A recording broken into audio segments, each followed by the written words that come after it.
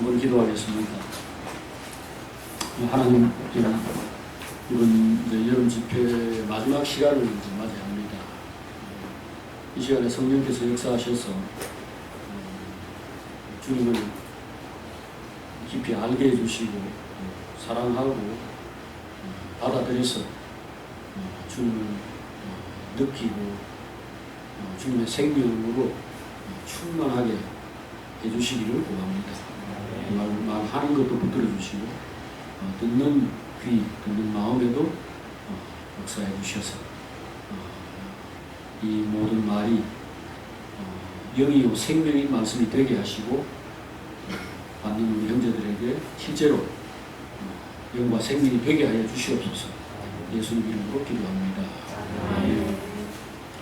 고린도후서 4장 7절입니다. 다같이 우리가 이 보배를 질그릇에 가졌으니 이 심히 큰 능력은 하나님께 있고 우리에게 있지 아니함을 알게 하려 합니다.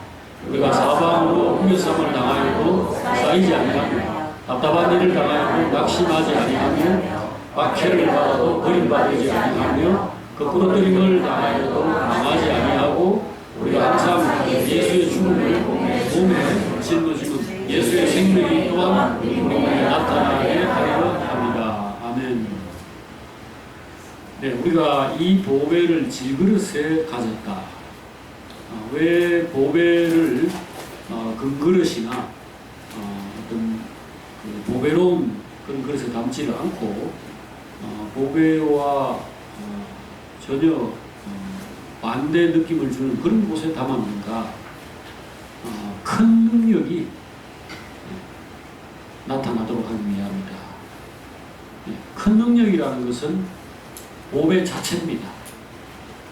보배를 담은 그릇은 아무리 좋아도 그릇일 뿐입니다.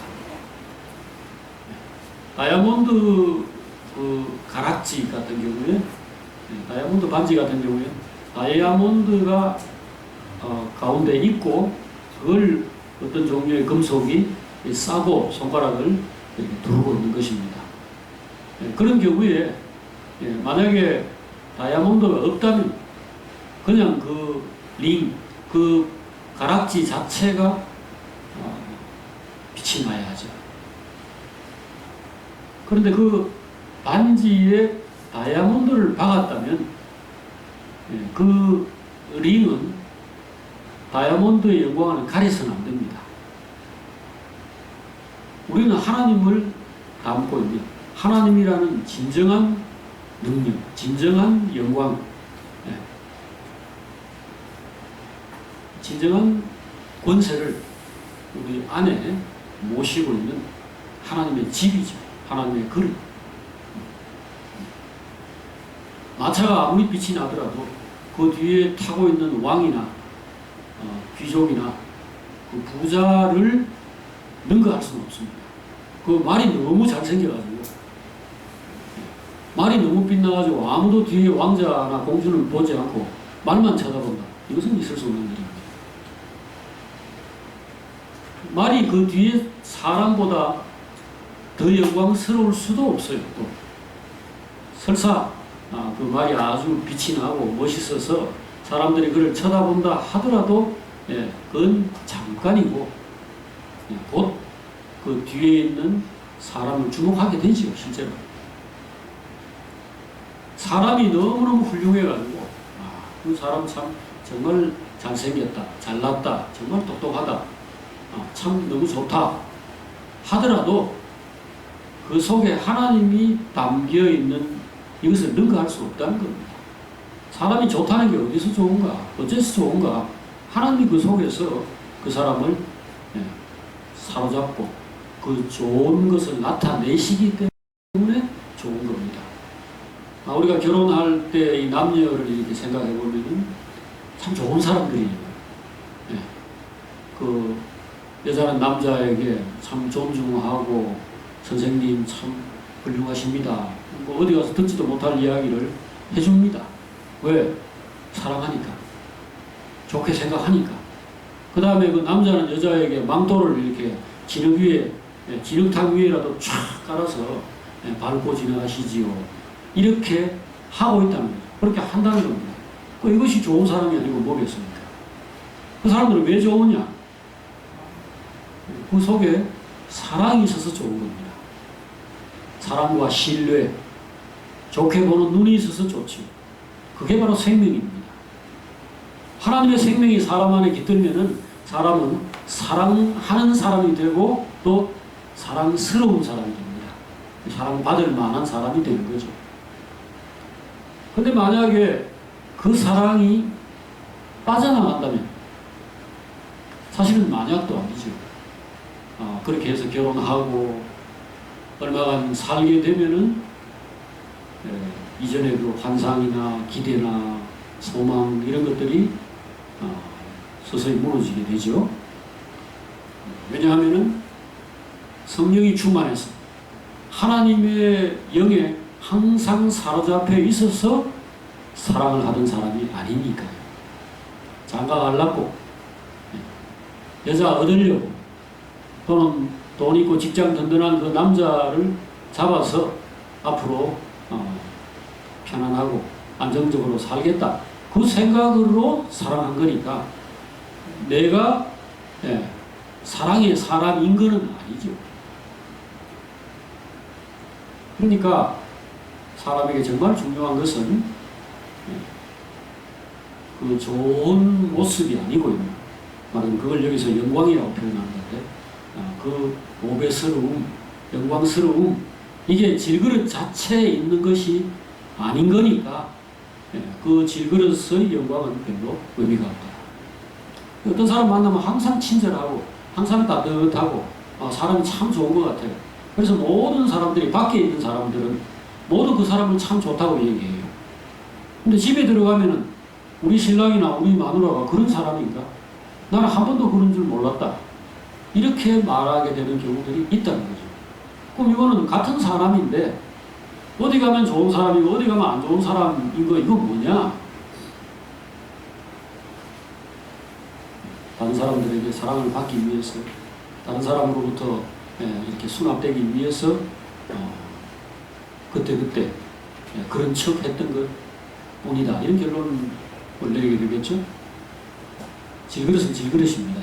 오늘 바울의 네 번째 특징을 함께 생각을 하는데 바울의 네 번째 특징은 질그릇에 보배를 담은 인생이었다. 이겁니다. 우리가 지난 시간들, 3시간 동안에 바울의 그 세 가지 특징을 이야기했죠. 첫 번째는 바울은 그리스도의 사람이었다. 그리스도의 사도였다. 복음의 사도였다. 또 그 앞에 우리 첫 시간에 상당 시간 할애해서 이야기한 것은 그가 교회의 건축자였다. 베드로가 교회에 씨를 뿌리는 사람, 교회 사람들을 모으는 사람이었다면 바울은 그 사람들을 데리고 집을 짓는 자다. 교회를 만드는 사람이다. 그 다음에 요한은 그 교회라고 하는 이 단체적인 인격, 거의 뭐 건물이라고 할 수 있죠. 이 건물이 문제가 생겼을 때 수리하고 보수하는 사람이었다. 이걸 우리가 함께 생각했습니다. 어쨌든 바울은 그리스도의 집을 짓는 사람이고, 그리고 뭐 그건 궁극적으로 그리스도를 알고 사랑하고 그리스도가 그 속에서 충만한 상태에서 할 수밖에 없는 일이죠. 그래서 어쨌든 바울은 그리스도의 사람이었다. 그리스도의 사도였다. 이걸 첫 번째로 생각했고, 두 번째는 바울은 많은 고난을 겪었다. 그리고 그 고난 가운데서 많은 위로를 체험했다. 이 점을 함께 생각했습니다. 우리 고린도 후서 11장을 한번 보시죠. 지난번에 우리가 이 이야기를 할 때는 1장만 봤습니다. 하나님이 고난 중에 우리를 위로하시는 하나님이다. 이걸 생각했는데, 자, 여러분 11장을 한번 잠깐 보십시오. 이 11장을 보면은 바울이 어떻게 고통을 겪었는가를 이야기하는데 23절부터 한번 읽어 나가 보십시다.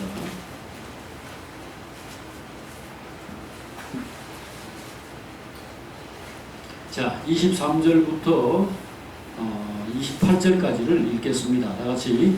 그들이 그리스도의 일꾼이냐 정신없는 말을 하거니와 나는 더욱 그러하도다. 내가 수고를 넘치도록 하고 복에 갇히기도 하고 더 많이 하고 매도 수없이 받고 여러 번 죽을 뻔하였으니 유대인들에게 40에서 하나 감한 매를 5번 맞았으며 3번 폐장으로 맞고 1번 돌로 맞고 3번 파선하고 일주일을 깊은 바다에서 지냈으며 여러 번 여행하면서 강의 위험과 강로의 위험과 동족의 위험과 이방인의 위험과 시내의 위험과 광야의 위험과 바다의 위험과 거짓 형제 중의 위험을 당하고 또 수고하며 애쓰고 여러 번 자지 못하고 줄이며 목마르고 여러 번 굶고 춥고 헐벗었노라. 이 외의 일은 고사하고 아직도 날마다 내 속에 눌리는 일이 있으니 모든 교회를 위하여 염려하는 것이라. 예.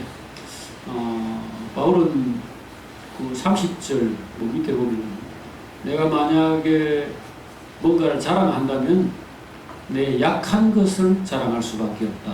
이 말을 하고 있습니다. 내가 부득불 자랑할진데 나의 약한 것을 자랑하리라. 그러니까 얼마나 어려움이 많았는가를 단적으로 얘기를 합니다. 여기 보니까 뭐 엄청난 그 박해를 받고 또 위험을 당하고 또 굶주리거나 헐벗고 이렇게 살았던 시간들이 많았고 그거는 놔두고라도 지금도 날마다 내 속에 무거운 짐을 지고 있는 게 있는데 바로 그것이 모든 교회를 마치 자식을 1000명, 10,000명 둔 사람처럼 그런 부모처럼 모든 교회의 그 형제들을 생각하면서 눈물로 기도하는 이런 부담을 내가 안고 있다. 그러니까 이게 뭐 육체로 볼 때, 육체 입장에서 볼 때는 고난이라는 말로밖에는 어떻게든 다른 말로 설명하겠습니까? 그러니까 이거는 자초한 것도 있고, 뭐 다른 사람들이 그에게 이렇게 가한 것도 있고 여러 가지 있습니다만 바울의 일생은 참 고난의 일생이었다 이렇게 말합니다. 여기 지금 밑에 31절을 보시면은 주 예수의 아버지 영원히 찬송할 하나님이 내가 거짓말 아니하는 것을 아시느니라 이렇게 이야기하지 않습니까? 내 사정을 하나님은 알고 있다 이렇게 말을 합니다. 이 말은 사람들에게 구절절히 이 얘기를 하고 싶지 않고 해도 소용없다라는 이야기를 하는 겁니다. 그러니까 이보다 더 심하다는 겁니다. 내 사정은 누가 알겠는가? 내가 여러분들에게 정말 그동안 말을 안 했는데 사실 여러분들을 위해서 그리고 하나님의 뜻을 받들기 위해서 정말로 고생을 많이 했다.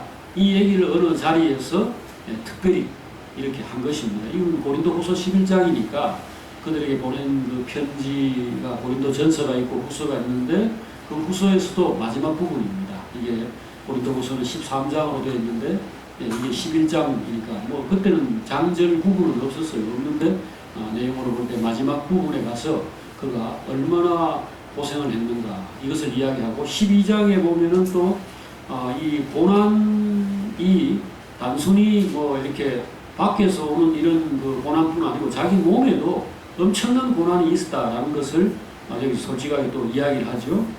그것이 지금 여기 12장 7절,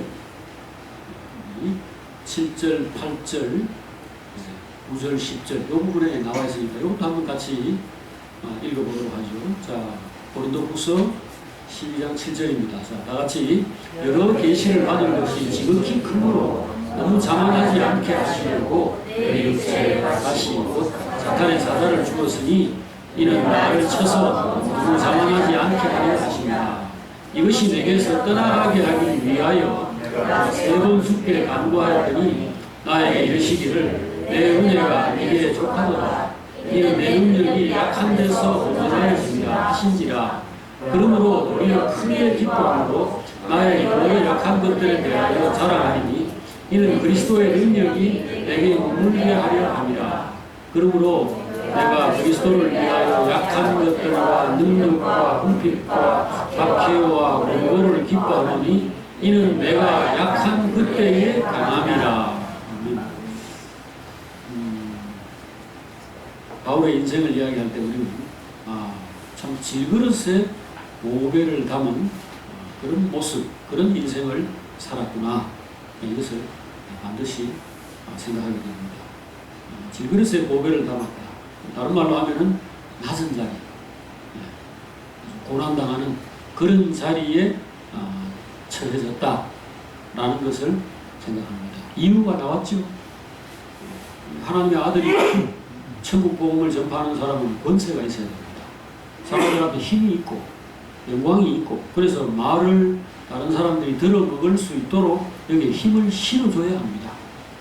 그래서 옛날에 이스라엘의 왕, 초대 왕이었던 사울처럼 키도 크고 인물도 잘생기고 힘도 있어 보이고 실제로 용기도 있고 지략도 있고 그런 사람이 지도자 하기에 적합하고 선생하기에 적합한 거죠. 근데 왜 바울은 이렇게 자꾸 쪼그러뜨리느냐? 바울은 본래 그렇게 형편없는 사람이 아니었다고 합니다. 자기는 뭐 히브리인 중에 히브리인이요. 내가 이스라엘 사람이고 바리새인이고 율법 선생이고 율법에 흠이 없는 사람이고 열정이 있고, 또 이 사람은 뭐 정말 공부를 잘하는 사람이에요. 말하자면 아주 똑똑해가지고 이거 교회에 뭐 기둥을 세우고 정말 그 진짜 교회를 지은 사람이라고 할 정도로, 그게 말하자면 설계부터 시작해서 뭐 감리까지 혼자 다 했다는 얘기 아닙니까? 그러니까 이 사람이야말로 이 건물을 지었다, 이 하나님의 나라를 설계하고 실제로 세웠다고 말할 수 있는 그 정도의 총기 있는 사람을 왜 이렇게 자꾸 낮추냐 이거죠. 지금 여기에 11장에 나온 이 고난만 하더라도 이거 다 거치고 나면요, 사람이 팍 쪽으로 들어가지고 우리가 일반 만약에 육체로 사는 사람 같으면요 아무것도 못합니다. 여러분, 이 40대를 맞는 이 채찍에, 그 옛날에 로마의 그 채찍은요, 그 덩어리에 유리 조각이 박혀 있어요. 이 길쭉한 가죽 채찍 끝에 유리 조각이 박혀 있는데 이거를 한번 휙 뚫으면은, 여러분들이 아마 영화나 이런 데서 이거 보셨으리라고 생각됩니다만, 그 채찍은 굉장히 길이가 길고, 그래서 이게 휘감기는 그런 어떤 구조이기 때문에 한 대 맞으면 살점이 부두둑 떨어져가거든요. 이거를 40대를 때리면 죽는다고 생각해서 40대 이하라고 못을 박아놓은 겁니다. 그래서 실수하면은 규정을 어겨서 처벌을 받을까 싶어서 그 군인들이나 이 형벌을 이렇게 주는 사람들이 한 대를 빼서 때리는 것이 바로 40의 하나 감한매라는 겁니다. 그거를 지금 여기 5번을 맞았다는 거예요. 한 번에 5번을 맞았다는 게 아니고 39번 맞는 그 매 한 번 맞으면 보통 죽습니다. 그것을 일생에 걸쳐서 그 전도 여행을 다니거나 하는 이 기간이었겠죠. 그게 AD 46년부터 62년 또는 64년 그 무렵까지인데, 지금 고린도 후서를 적은 것은 그보다는 좀 이런 시기니까요. 64년까지 안 가고 오니까 아마도 뭐 50 몇 년 아마 그 무렵이겠죠. 근데 그때 그렇게 하면은 15년 이 사이인데, 그 사이에 이런 것을 뭐 3년에 한 번씩 맞았나 보죠. 그렇게 했고, 퇴장을 또 맞았고, 퇴장이라는 건 엎드려서 엉덩이 까놓고 이 곤장 치는 이런 건데, 이거요, 이렇게 말하면 장독이라는 게 올라가지고, 여기 말하자면 염증이 생기고 곰고 이래가지고 보통은 죽습니다.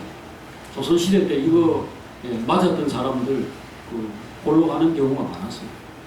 무서운 겁니다. 이런 거. 그 다음에 돌로 맞았다. 스테판처럼. 그럼 맞으면 어떻게 됩니까? 죽지요. 죽을 뻔 하는 게 아니고 죽었어요. 죽어서 실제로 성 밖에 갖다 내 던졌습니다. 근데 나중에 하나님이 살려가지고 털고 도로 들어온 거예요. 그걸 지금 여기서 이분이 이야기하는 겁니다. 이런 것들이 인생에 있을 때 육체로 사는 사람 같으면 못 견딥니다. 이걸 하고도 뭐 어떻게 버텼다, 이게 아닙니다. 버틸 수 있는 걸 버티지. 욥의 그 고난 같은 걸 한번 보십시오. 사탄은 절대로 시시한 일을 하지 않습니다. 적당히 해가지고 그냥 내성만 키우는 일을 절대로 하지 않습니다. 욥의 그 고난이 어떻게 됐습니까? 처음에 짐승들, 가축들, 재산들 다 날려버렸습니다. 태풍이 와가지고. 그 다음에 역시 어떤 태풍 같은 이런 것들로 건물이 내려앉는 바람에 자녀 10명이 한 방에 다 죽어버렸어요. 이런 것들은 결국은 육체로 살면은 절대 감당할 수 없는 수준의 공격입니다. 근데 마귀란 놈이 모르는 게 있죠. 영어로 살면 그건 다 이긴다 라는 사실. 그러니까 그거를 모른다기보다는 믿지 않죠. 인정하지 않습니다. 그런 게 어디 있어. 사람은 고기 덩어리고 뭐 돈, 뭐 여자, 술, 뭐 권력 이거 앞에서 버틸 수 있는 사람은 없다. 그거 건드리면 반드시 무너진다. 확신을 갖고 있습니다. 이게 마귀의 그 어떤 본성이고 생각입니다. 하나님하고 그 점에서 불꽃 튀기는 어떤 이제 결국 경쟁, 어떤 싸움이 벌어질 수밖에 없는 거죠. 바울이 이 고난 가운데에서 영광이 없는 자로 수치스럽고 고통스럽고 그렇게 비굴한 자로 쓰러져 간 것이 아니라 질그릇에 보배를 담은 희한한 모습을 나타냈다는 것입니다. 자, 이것은 고린도후서 4장에 잘 나와 있는데 아까 우리 읽었던 그 말씀을 다시 한번 이제부터 더 집중해서 보도록 하십시오. 자, 4장 7절에 보면은 이 보배를 질그릇에 가졌다 이렇게 말하고 그 다음에 그 뒤에 보니까 이유가 왜 이거를 질그릇에다가 담았느냐, 좋은 그릇에 담아놓지 왜 바울에게 가시를 주고 또 세상에서 정말 만약에 의욕이 있다면 의욕 100% 이건 다 상실될 수밖에 없는 그런 환경을 왜 겪게 했느냐. 자, 여기 분명히 이야기했습니다. 능력이 하나님에게 있고 우리에게 있지 않다는 것을 알게 하려 합니다. 그래서 결과가 어떻게 되었는가? 이 8절에 나와 있죠. 사방으로 우겨쌈을 당하여도 쌓이지 않는다는 겁니다. 분명히 나는 저 사람을 때렸는데 저 사람은 안 맞았다는 겁니다. 나는 박살을 냈는데 그 사람은 누가 때렸나? 이렇게 된다는 거죠. 자, 이게 도대체 뭐냐? 뭔가 이거는 뭡니까? 칼로 물베기예요. 칼 가지고 여러분 폭포나 뭐 수돗물 이렇게 흘러내리는데 칼 가지고 막 자르죠. 잘리나? 영을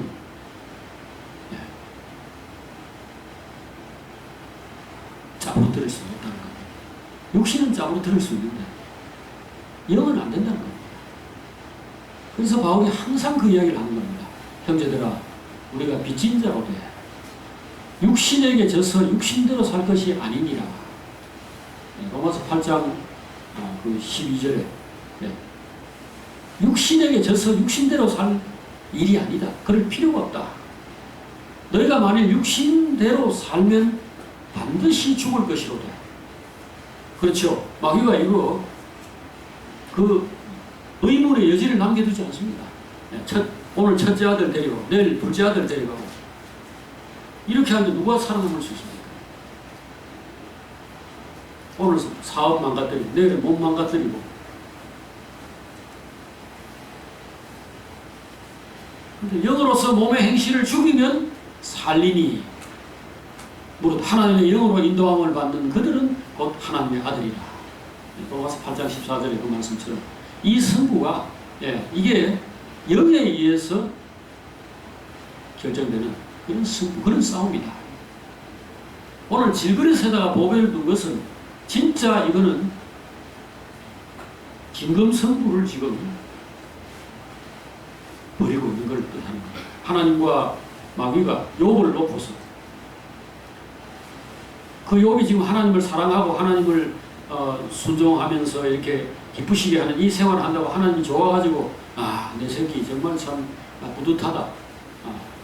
이렇게 참 내가 지금까지 사람을 구원하고 사람에게 은혜를 베푼 것들이 이렇게 참 결실을 맺어가지고 저렇게 영광스러운 사람이 있지 않느냐. 그렇게 자랑을 할 때 마귀가 그거 아들, 딸 이쁜 아들 7명, 세상에서 제일 이쁜 딸 3명을 줬으니 그렇지요. 공부 잘하고 뭐 좋은 직장 들어가고 부모한테 용돈 많이 주고 그렇게 하니까 당신이 그걸 좋아하는 거지. 사탄이 딱 딴지를 거는 거죠. 그럴 때 하나님께서 그게 육신에게서 나온 건지 아니면은 하나님이 은혜를 베푸시고 역사하신 것, 이게 바로 영입니다. 영의 역사의 결과인지 한번 해보자. 사탄의 그 말에 반박하시고 내기를 수락하는 겁니다. 그럴 때 사탄이 할 수 있는 일이 뭐겠어요? 그 육신을 치는 것입니다. 돈도 가져가고 자식도 가져가고 친구들 전부 다 배반하게 만들고 공격하고 이렇게 하죠. 그렇게 할 때 욥도 사람인지라 육신을 가진 사람인지라 그 가운데서 무너지기 시작합니다. 그리고 처음에는 주신 분도 하나님이고 가져가는 분도 하나님인데 뭐가 문제냐. 하나님 찬송합니다. 이렇게 했죠. 근데 나중에 친구들이 와가지고 니 무슨 죄 지었지? 네가 무슨 문제가 있지? 너 너무 교만한 놈이야. 옛날부터 안 입고 왔어. 공격을 해대니까 이 사람이 무너지기 시작하죠. 근데 어떻게 됩니까? 끝까지 놓지 않습니다. 끝까지 하나님을 떠나지 않아요. 그렇게 하면 할수록 하나님에게 정 떨어지고 지금까지 내가 뭐 교회 다니고 예수 믿고 뭐 하나님 앞에서 잘하려고 애쓴 것들이 전부 다 허사다. 그렇게 하면서 떨어져 나가야 되는데 안 떨어져 나가고 이 사람은 더 철거머리처럼 하나님을 잡고 붙들고 늘어진다는 겁니다. 이게 누가 하는 일이에요? 이 사람이 이전에 부자 되었던 거, 이 사람이 이전에 뭐 다복한 가정을 이루었던 거, 이 사람이 항상 충실하게 제사를 잘 드리고 하나님께 기도하고 했던 것들이 육신에서 나온 것이 아니라는 겁니다. 사탄이 헛다리를 짚은 거예요. 그게 하나님이 하신 일이고 은혜의 결과이고 성령의 역사가 맺은 열매라는 겁니다. 그러니 성령이 떠나지 않는 한, 하나님이 은혜를 거두지 않는 한, 이 사람은 어떤 상황에 있더라도 거기서 결국은 하나님에게 대롱대롱 매달려 있는 겁니다. 여기 능력의 힘이 큰 것이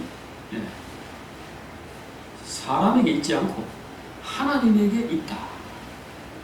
이는 힘이 큰 능력이 하나님께 있고 우리에게 있지 아니함을 알게 하려 합니다.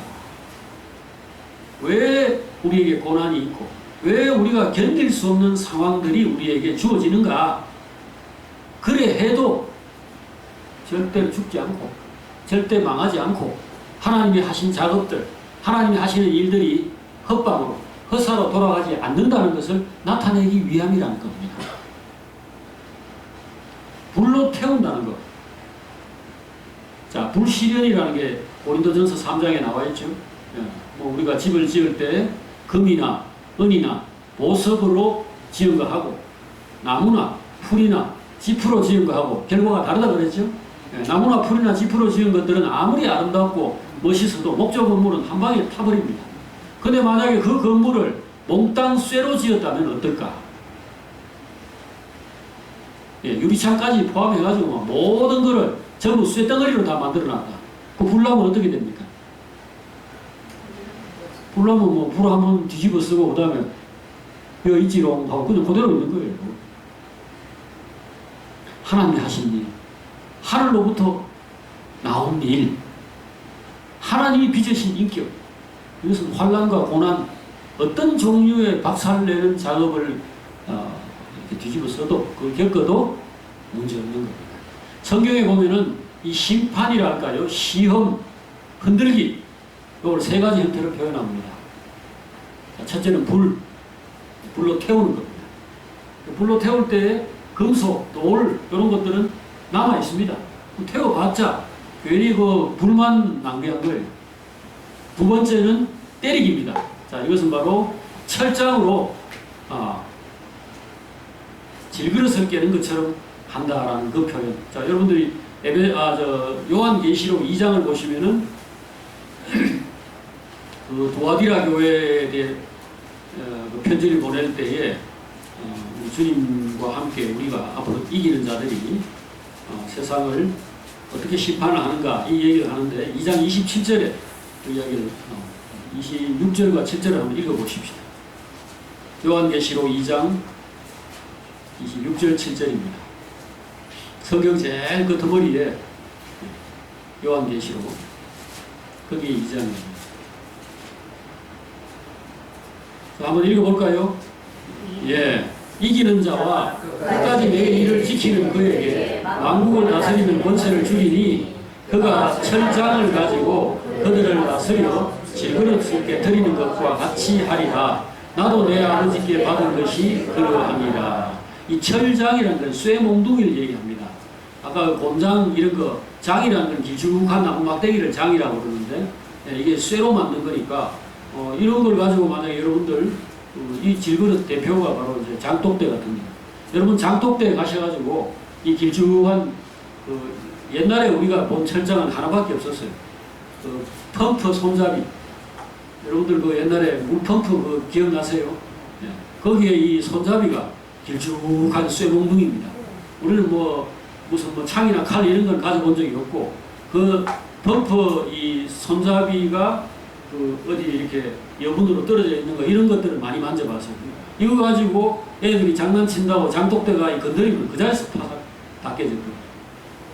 자, 불로 태우는 거 하나, 그 다음에 여기 지금 쇠몽둥이 가지고 때리는 거, 부수는 거, 부수기를 합니다. 근데 이거를 돌을 부수면 어때요? 돌을 때리면 어때요? 쇠나 이런 돌을 그대로 있죠. 안 부서지죠. 견딥니다. 그 다음에 세 번째 마지막이 바로 홍수처럼 또는 이 쓰나미처럼 물로 가지고 확 쓸어버리는 겁니다. 지금 이것은 마태복음 7장에 나와 있죠. 자, 마태복음 7장에 그 하나님의 심판의 어떤 또 다른 하나의 그 도구 수단을 표현을 했는데 7장 24절 부터 27절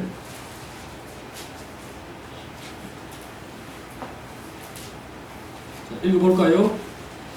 7장 24절인데 다같이 그러므로 나의 이 말을 듣고 행하는 자는 그 집을 반석 위에 지은 지혜로운 사람 같으리니 비가 내리고 창수가 나고 바람이 불어 그 집에 부딪힘에 무너지지 아니하나 이는 수초를 반석 위에 놓은 까닭이요 나의 이 말을 듣고 행하지 아니하는 자는 그 집을 모래 위에 지은 어리석은 사람 같으니 비가 내리고 창수가 나고 바람이 불어 그 집에 부딪힘에 무너져 그 무너짐이 심하니라. 자, 기초가 튼튼하지 않은 집은 홍수가 나거나 무슨 허리케인 같은 큰 태풍이 불면은 홀라당 날아가 버립니다. 여러분들 그 텍사스주라든지 플로리다주 이런 데에서 미국에서 정기적으로 오는 큰 태풍 허리케인 그거 지나간 다음에 집 수천 채가 그냥 그야말로 위에 전체를 다 날려버리는 이런 것들 사진으로 아마 보셨을 텐데 그런 걸 만약에 철골 구조물로 해놨다면은 그렇게 안 되겠죠.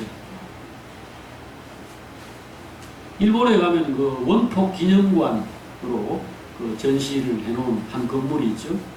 그게 바로 히로시마에 있는 그 무슨 도서관인지 하여튼 무슨 그 건물인데 그 건물은 원자 폭탄이 터졌을 때 모든 것들이 잿더미에 다 날아갔을 때도 앙상한 이런 모습으로 그대로 남아 있었습니다. 그 철골 구조물만 남은 거예요. 자, 세 가지 이 심판의 도구로 할까 형태가 나왔죠. 첫 번째는 뭐라고요? 불로. 자, 이것은 그 고린도전서 3장에 나와 있는 것인데 어제 우리가 읽었습니다만 한번 다시 한번 간단하게 확인을 해보시죠. 고린도전서 3장 12절부터 15절까지입니다.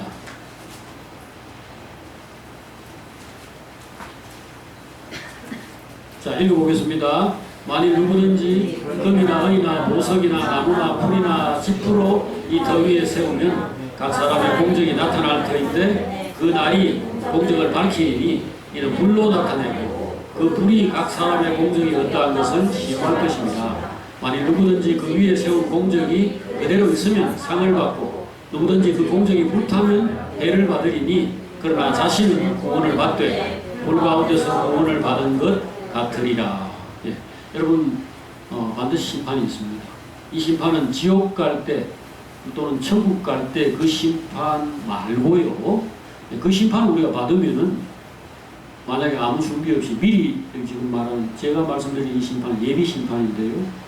이 지금 불시련, 물시련, 그다음 몽둥이 시련 이거를 거쳐서 그래가 만약에 무너지거나 뭐 불타버리거나 혹은 뭐 깨져버리거나 하는 과정을 거치지 않는다면 다음에 진짜 하나님 앞에서 그냥 마지막 심판 이거를 바로 받아야 됩니다.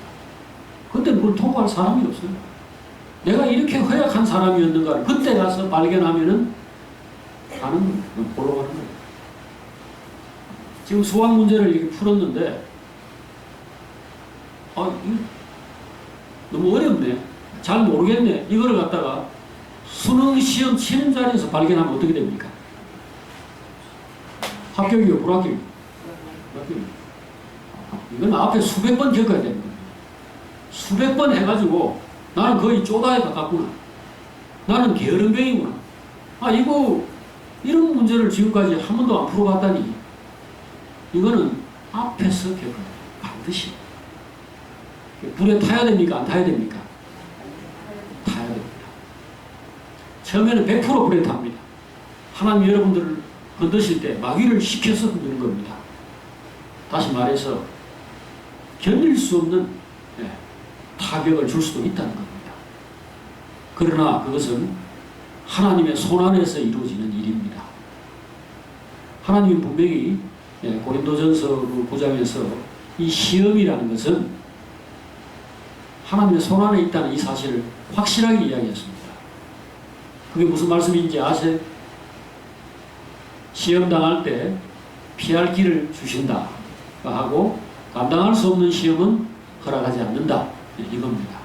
하나님이 하시는 일이니까 겁낼 필요 없다라는 얘기인데 그러나 뒤집어서 생각해 보면은 그 시험들은 확실한 효과를 낼 수 있는 그래서 정말 제대로 깨닫고 제대로 고치고 그래가지고 체질을 개선하고 사람을 온전케 만드는데 충분할 정도의 시험을 반드시 가한다는 겁니다.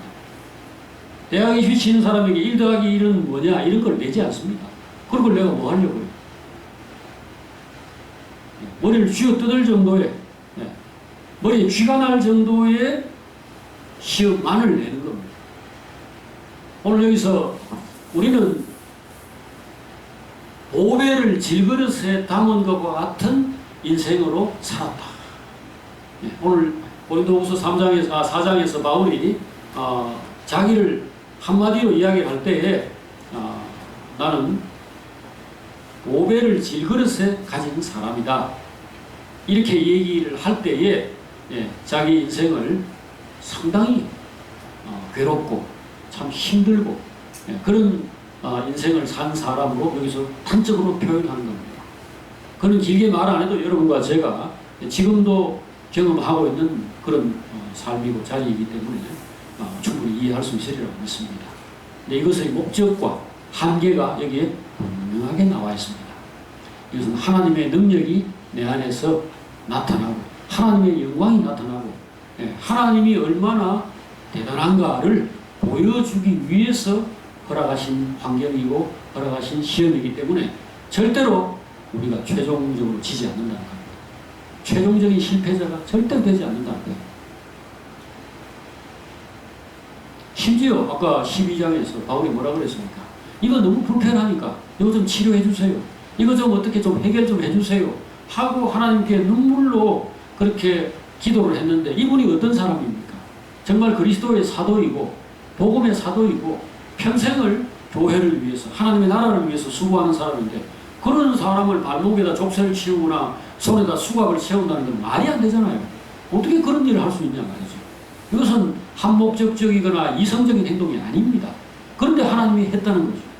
그러니까 하나님 이거 왜 지금 여기다 왜 수갑을 찬 겁니까?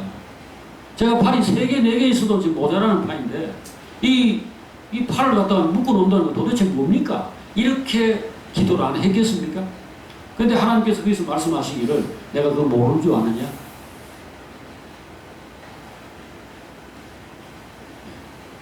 첫째는 그래도 다 되기 때문에 내가 그렇게 하는 거고, 그 다음 둘째는 거기에 이유가 있다.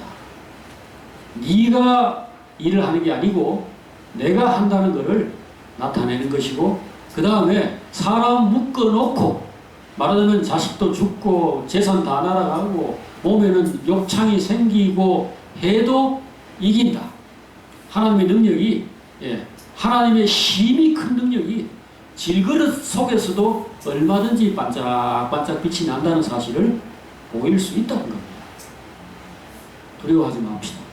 우리가 지금 우리 가는 길에서 우리는 뭐 지금 욕과 같은 고난이나 바울과 같은 이런 고난 근처에도 가보지 않은 사람으로서 감히 이런 말을 하는 것 자체가 무서운 이야기겠지만, 그래도 뭐 그렇죠. 그래도 각자에게는 자기 손톱에 가시가 박힌 것이 제일 큰 거고, 그거 제법 아픕니다. 눈에 대들보가 박혔다는 주님이 표현을 썼습니다만, 눈에 대들보 박힌 사람이 무슨 짓을 하고 있대요, 근데? 마태복음 7장에서 자기 눈에 들보가 박혔다는 사람이 뭐 하고 있습니까? 남의 눈에 뒷거를 보고서 아이고 니 참 많이 아프겠구나, 니 참 큰일 났다, 내 그 제발 좀 빼게 해도 이러고 앉았다는 겁니다. 사람은 주관적이에요. 자기 눈에 들보가 박혀도 그걸 못 보고 남의 눈에 뒷거를 볼 수 있는 게 인간입니다. 이 말은 거꾸로 말하면은 내 고통이 제일 크고 내가 겪고 있는 이게 남들은 아무도 모를 거야.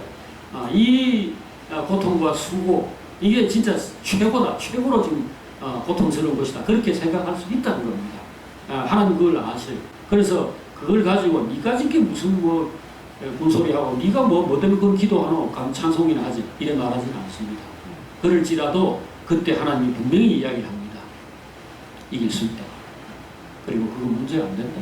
그거 내가 너를 죽이려고 그렇게 하는 것이 아니다. 그 속에서 내 능력이 나타나고, 하나님의 능력은 어디서 가장 잘 나타난다고요? 이 고린도후서 12장 이 말씀이 정말로 우리에게 항상 작용할 수 있기를 바라죠. 내 능력은 사람의 약한 데서 온전해진다. 12장 9절 나에게 이르시되 내 은혜가 너에게 족하다. 내가 지금 너에게 최선을 베풀고 있다. 가장 좋은 것을 주고 있다. 이건 어디 스카이 캐슬에 나오는 것처럼 명문가 이 부잣집 엄마가 그 아이를 위해서 고액가외 한 달에 한 500만 원 주고 받는 그 과외를 시키고 있다는 겁니다. 내가 너한테 지금 최고로 잘해주고 있다라는 얘기. 내 은혜가 너에게 족하다. enough. 내가 지금 너한테 하고 있는 게 가장 내가 머리 짜내가지고 내가 얘한테 어떻게 해줘야 되나를 생각할 때 가장 좋은 것을 해주고 있다. 하나님은 이렇게 대답을 했습니다. 우리가 하나님 원망하거나 불안해하거나 두려워할 필요 전혀 없습니다. 전혀 없습니다. 우리 이 세상에서 어차피 조금 살다 가요. 제가 어떤 사람을 보면은 너무 뭔가를 염려하고 이렇게 참 노심초사할 때에 머릿속에 하나님께서 이렇게 어떤 그림을 그려주시는 그 그림을 이렇게 참 느끼게 되는데, 보게 되는데, 그게 뭐냐면요, 60살에 퇴직하는 회사를 59살 된 사람이 막 머리를 쥐어 뜯으면서 입사하려고 해서는 그 느낌입니다. 저 사람 지금 뭘 하고 있는가? 오늘 밤에 하나님 부르시면 집에 가야 되는 건데, 부자가 창고를 어떻게 하면 늘릴까? 어떻게 하면 지금 이 재산을 어떻게 좀 더 관리하고 좀 더 뭐 불리거나 어떻게 하고 이렇게 할까를 고민할 때 하나님께서 보시고 묻는 겁니다. 내가 오늘 밤에 네 영혼을 부를 것인데 그게 누구 것이 됐고, 여러분 전도서, 솔로몬이 쓴 그 잠언 전도서, 그 전도서 말이죠. 그 전도서에 보면은 세상에 참 헛된 일 가운데 하나가, 헛된 염려, 헛된 모습 가운데 하나가 열심히 일해가지고 많은 것들을 이루어 놓았는데 그 사람은 홀랑 가버리고, 그 다음에 뒤에 전혀 생각지도 못했던 엉뚱한 것들이 와가지고 그 사람의 이룬 것들을 다 가져가 버린다는 겁니다. 이걸 볼 수 있어요. 그래서 질그릇 인생을 절대로 두려워하지 마시고, 그 다음에 원망하거나 그것 때문에 낙심하지 말길 바랍니다. 예, 이 질그릇이라는 거, 고난, 가시가 심지어 박혀있다. 이런 것들이 하나님이 모르는 바가 아니라는 겁니다. 그것이 우리에게 꼭 필요하고, 특히 우리 육신의 입장에서 그것이 뭔가 의미 있는 일이 아닐지라도 그것은 의미가 있다는 겁니다. 내 이름이 중요한 게 아니고, 내 영광이 중요한 게 아니고, 하나님이 나를 통해서 그의 이름을 영광스럽게 하시고, 그가 그의 본능, 그의 힘, 그의 지혜가 사람들 가운데서 이야 대단하다. 저 자리에서 어떻게 찬송이 나오나? 저 자리에서 어떻게 감사가 나오나? 저렇게 그야말로 원자폭탄을 뒤집어 쓴 사람이 멀쩡하게 서 있는 저건 도대체 뭐냐? 이 이야기를 듣고 싶어 하시는 겁니다. 하나님이 그의 이름을 위하여, 자기 이름을 위하여 우리를 의의 길로 인도하시고, 자기 이름을 위하여 푸른 초장으로 인도하시고, 자기 이름을 위하여 사망의 음침한 골짜기로 다니더라도 배를 잊지 않게 하는 겁니다. 그의 이름이라는 게 너무너무 중요한 겁니다. 그래서 우리가 기도할 때 너희들 뭐 잡소리 이런 거 하지 말고, 이방인들이 기도하는 거고, 기도할 때 이렇게 기도하라. 하늘에 계신 우리 아버지, 이름이 거룩히 여김을 받으시옵소서. 이름이 거룩히 여김을 받으시고, 나라가, 하나님의 나라죠. 하나님의 나라가 이루어지고 하나님의 뜻이 이루어지기를 구합니다. 하늘에서는 이미 그것이 이루어졌습니다. 그런데 땅에서, 즉 우리 안에서, 오늘 이 아무개, 기마 아무개, 박 아무개의 세계 안에서 그것이 이루어지길 바라는 거죠. 그리고 그 작업을 하시는 겁니다. 이 작업은 100% 성공이죠. 반드시 됩니다. 근데 이것이 최종적으로 하나님 앞에서 견고한 인생을 만들어내기 작업인데, 영광스러운 교회, 그리스도의 아름다운 신부, 하나님의 모습을 그대로 빼닮은, 그리스도의 형상을 닮은 아들들, 이것이 하나님의 의도인데 되겠습니까? 안 되겠습니까? 됩니다. 그게 내 딸, 내 아들 알아야 되는 거고. 저는 뭐 기도할 때 지금도 지금 실전에서 지금 이 싸움 싸우고 있어요. 지금 이 아무개들 교회 안 나오잖아요.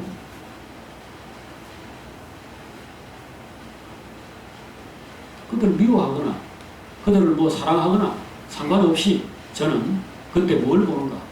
주의 이름을 위하여.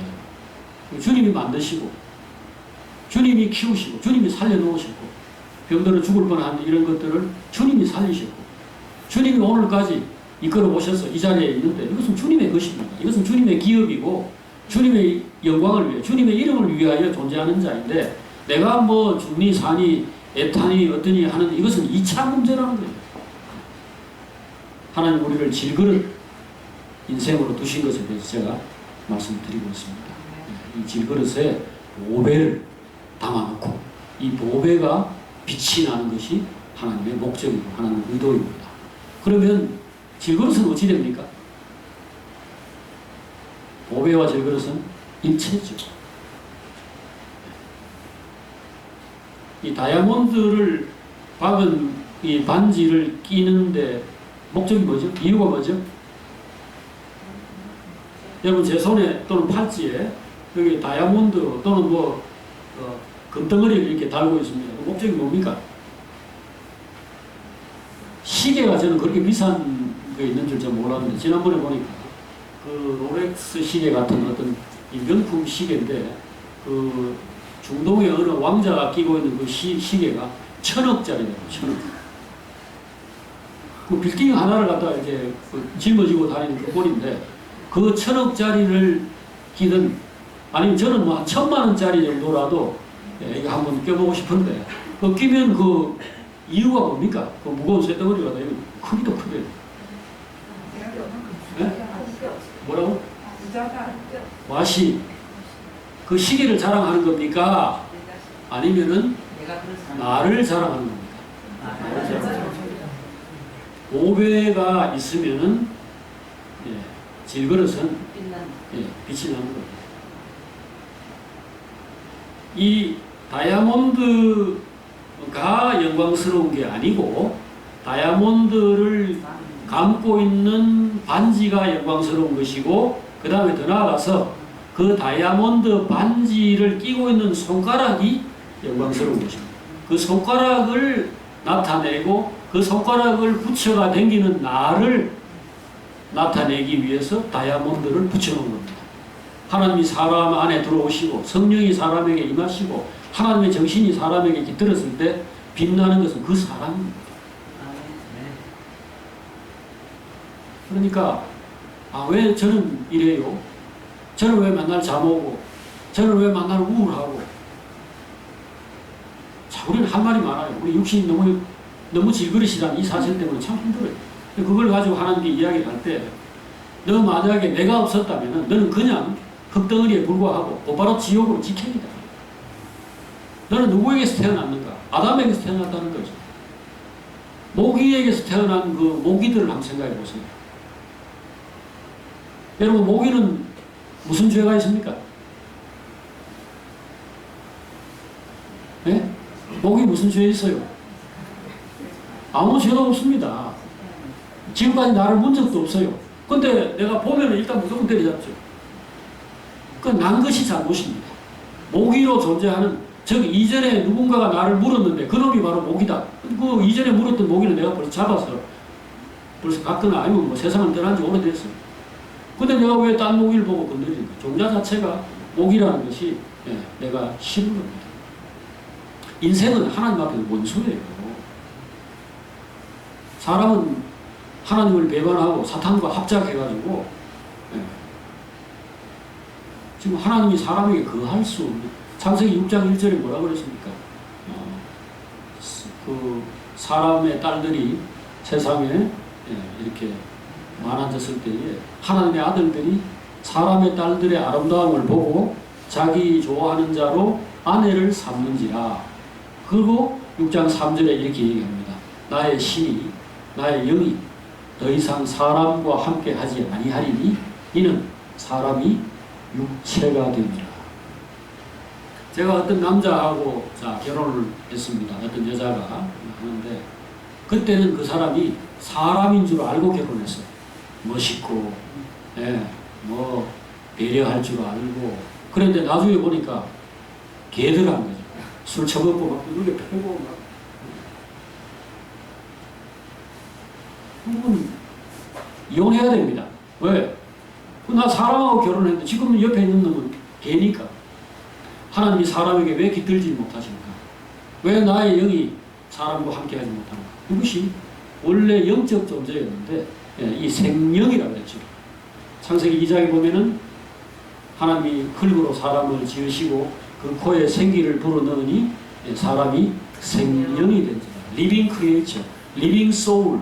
그러니까 살아있는 무언가, 어떤 정신적인 존재, 영적인 존재, living spirit. 그런 존재가 됩니다. 그러니까 어쨌든 이거는 일반 동물들하고 다르다는 겁니다. DNA 육체적으로 조사를 하면요, 원숭이나 이런 거하고 99%가 똑같습니다. 그래서 원숭이에게 실험해가지고 뭐가 되면은 100% 사람에게 그대로 됩니다. 심지어 쥐도 마찬가지입니다. 마르모토 이런 거 가지고 그 의학, 신약 실험하잖아요. 그 쥐한테 뭐 스트레스를 주거나 뭔가 뭐 설탕을 많이 집어넣어가 그 요병 걸리게 하거나 이래 놓고 그 약물로 치료해가지고 되면은 사람에게 곧바로 적용해가지고 됩니다. 거의 그대로입니다. 사람하고 동물하고 다르지 않습니다. 동물적으로 말하자면. 그런데 뭐가 다릅니까? 뭐가 달라가지고 사람이 이 세상에 지배자가 지금 되고 있습니까? 그 속에 정신이 있어서 그래요. 하나님의 영이 들어갔어요. 하나님을 알고 정의를 알고 사랑을 알고 이런 것들을 가졌기 때문에 사람이라고 하는 겁니다. 그런데 지금 이거 없어져 버렸다. 그러면 소를 모독하는 겁니다. 개나 소는 자기 지음받은 자리에서 잘 살고 있는데 사람이 그보다 못한 주제에 그런 이름을 붙이는 거니까. 여러분, 그래서 오늘 하나님 앞에서 사람이라는 것이 물론 하나님이 지으신 피조물이니까 참 하나님이 사랑하시고 아끼신다는 건 사실이지만 영이 빠진 인간은 심판 외에는 지금 미래에 아무것도 기다리고 있지 않다는 사실을 아셔야 합니다. 노아 때에 하나님이 1차 심판을 하셨는데 그건 맛배기입니다. 그 1차 심판 때도 어떠했습니까? 주저없이 이 세상에 생명 있는 모든 것들, 호흡 있는 모든 것들을 한 방에 다 날려버리신 하나님입니다. 아까 여기 그리스도에게 하나님께서 주신 권세를 요한계시록 2장에서 그 두아디라 교회에 주신 약속에서 말씀을 했죠. 철장으로 질그릇을 깨듯이 할 것이다.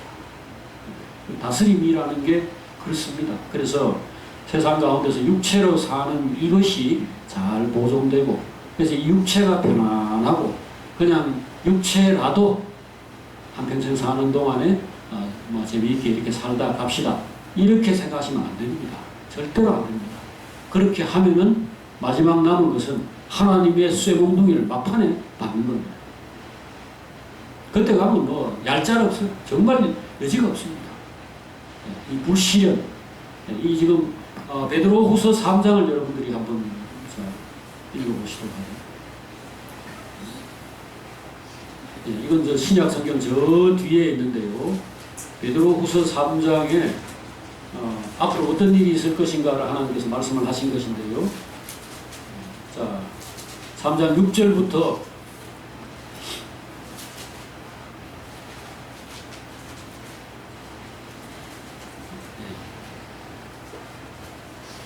6절부터 13절까지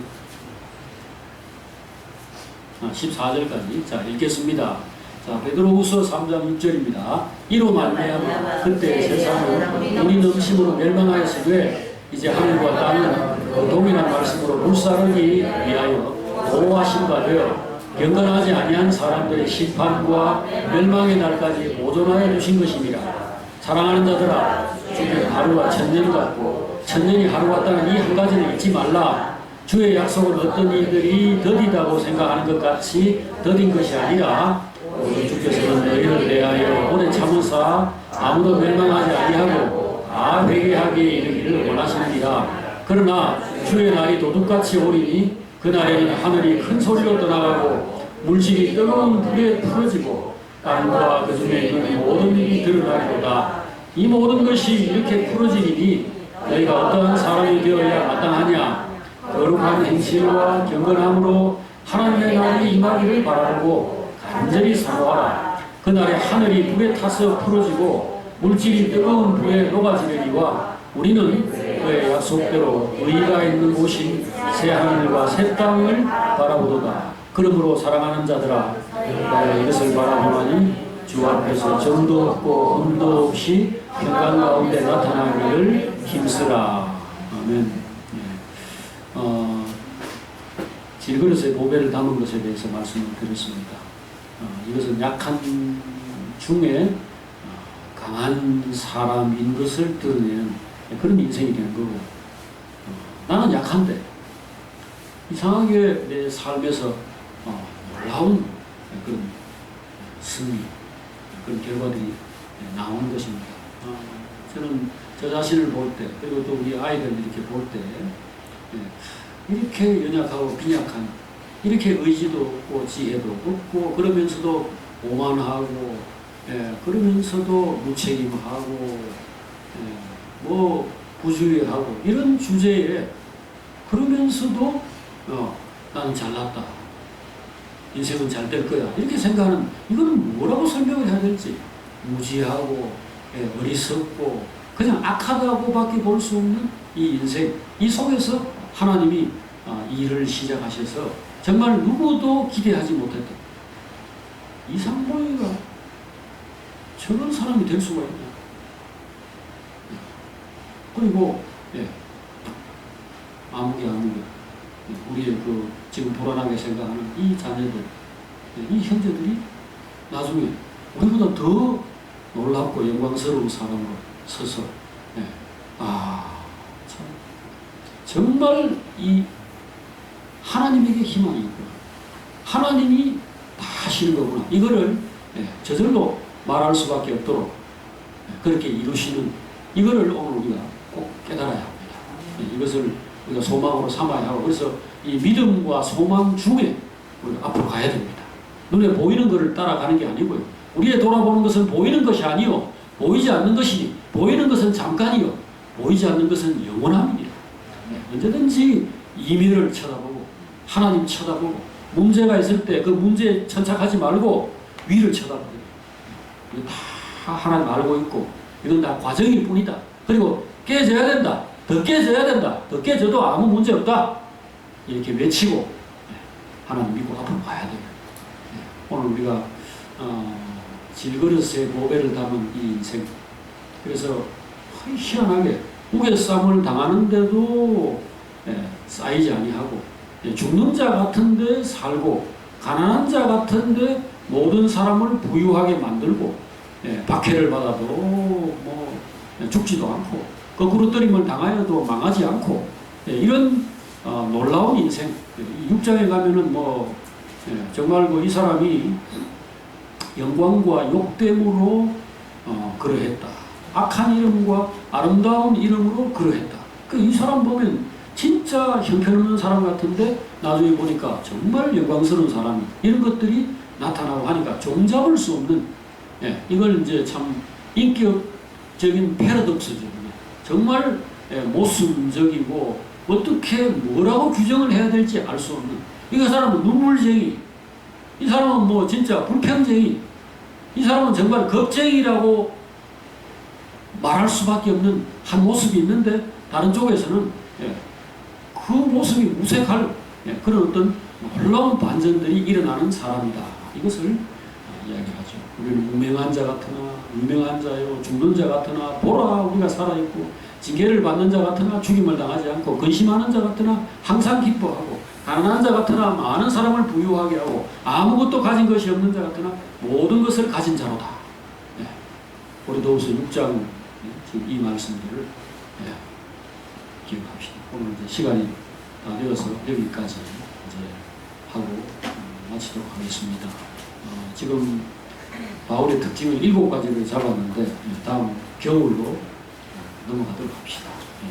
하나님 앞에서 여러분들이 받은 은혜는 어디 가지 않습니다. 하나님 하신 일이고 하나님이 시작했고 하나님이 이 모든 일들을 그의 성실하심을 따라서 마감을 할 것이니까 절대 낙심하지 마시고 두려워하지 마시고 계속해서 주님을 따라가도록 합시다.